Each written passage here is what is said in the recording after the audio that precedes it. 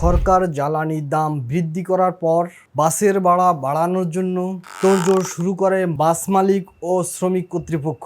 এর পরিপ্রেক্ষিতে বাস ভাড়া বাড়িয়ে সরকার নতুন করে বাস ভাড়া নির্ধারণ করে দিয়েছে। তবে বাস মালিকদের একচেটিয়া প্রভাবের কাছে নথি স্বীকার করে সরকারের বাস ভাড়া বৃদ্ধি অযৌক্তিক।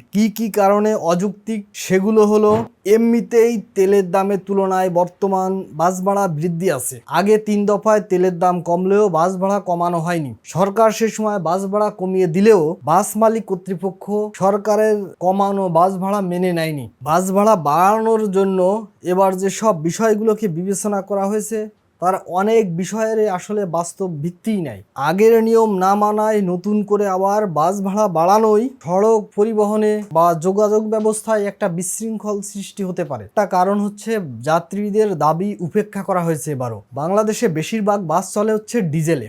আগে ডিজেলের লিটার ছিল 114 টাকা, এখন সরকার বাড়িয়ে 1 টাকা বাড়িয়ে সেটা করছে হচ্ছে 115 টাকা। আগে বাস ভাড়া ছিল হচ্ছে 2 টাকা 42 পয়সা, এবার 11 পয়সা বাড়িয়ে করা হয়েছে 2 টাকা 53 পয়সা। একটি উদাহরণ দিই, কাকরাইল থেকে শাহবাগের দূরত্ব 2.2 কিলোমিটার, তাহলে আগের ভাড়া অনুযায়ী হওয়া কথা ছিল 5 টাকা 32 পয়সা। তখনও রমজান পরিবহন বাস ভাড়া আদায় করত 15 টাকা, যা নিয়ে প্রতিদিনই এই রুটে যাত্রীদের সঙ্গে বাসের কন্ট্রাক্টরদের ক্যাসার লেগেই থাকে। তাহলে এখন যখন মূল্য বৃদ্ধি করা হলো, ভাড়া বাড়ানো হলো, তাহলে তারা কত টাকা নিবে? এই সংকটের সমাধান না করে নতুন করে আবার বাস ভাড়া বাড়ানোই সড়কে বিশৃঙ্খলা দেখা দেবে। 2002 সাল থেকে সর্বশেষ শনিবার জ্বালানির দাম বৃদ্ধির আগ পর্যন্ত 2 বার জ্বালানির দাম বা ডিজেলের দাম কমানো হয়েছিল। সেসব সময় সরকার বাসের ভাড়া কমিয়ে নির্ধারণ করে দিয়েছিল, তবে এই 2 বার কোনোবারই সরকারের দেওয়া বা নির্ধারিত ভাড়া মেনে নেয়নি বাস মালিক কর্তৃপক্ষ, যে কারণে 2 বার জ্বালানি তেলের দাম কমলেও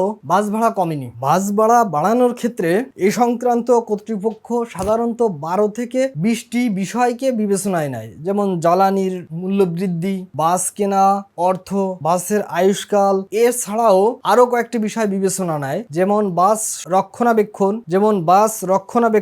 বাসের পার্কিং, তারপর হচ্ছে চালক ও সহকারীদের উৎসব ভাতা। এইসব বিষয় বিবেচনা করা হয়, কিন্তু বাস্তবের অনেকগুলোরই এর কোনো বাস্তব ভিত্তি নাই। যেমন নিয়মিত সময় পর বাস রক্ষণাবেক্ষণ করার কথা বলা হয়, কিন্তু বাস্তবে ঢাকা শহরের বেশিরভাগই বাস লক্ষ্যজ্জক্ষর। সাম্প্রতিক এক গবেষণায় দেখা গেছে যে 38% বাসেরই ফিটনেস নাই। এছাড়া বাস পার্কিং এর জন্য যে কথা বলা হয়, বাস্তবে ঢাকা শহরের বেশিরভাগ বাসই পার্কিং করা হয় সড়ক। তৃতীয় আর একটা বিষয় হচ্ছে, যেখানে একজন শ্রমিক, বাস চালক বা কন্ট্রাক্টর একদিন বাস না চালালেই যেখানে বেতন পায় না, সেখানে উৎসব ভাতা, 2 ঈদের উৎসব ভাতা তো বিলাসিতা। আরেকটা বিষয় হচ্ছে, সরকার যে দাম নির্ধারণ করে দেয়, বাস্তবে সে দাম কখনোই মেনে নেয় না বাস মালিক কর্তৃপক্ষ। তারপর এমন একটা পরিস্থিতিতে এসে বাসের ভাড়া বৃদ্ধি করা এটা অযৌক্তিক, কারণ এটার যথাযথভাবে তদারকি করা হয় না। আর এই সুযোগটাকে কাজে লাগিয়ে বাস কর্তৃপক্ষ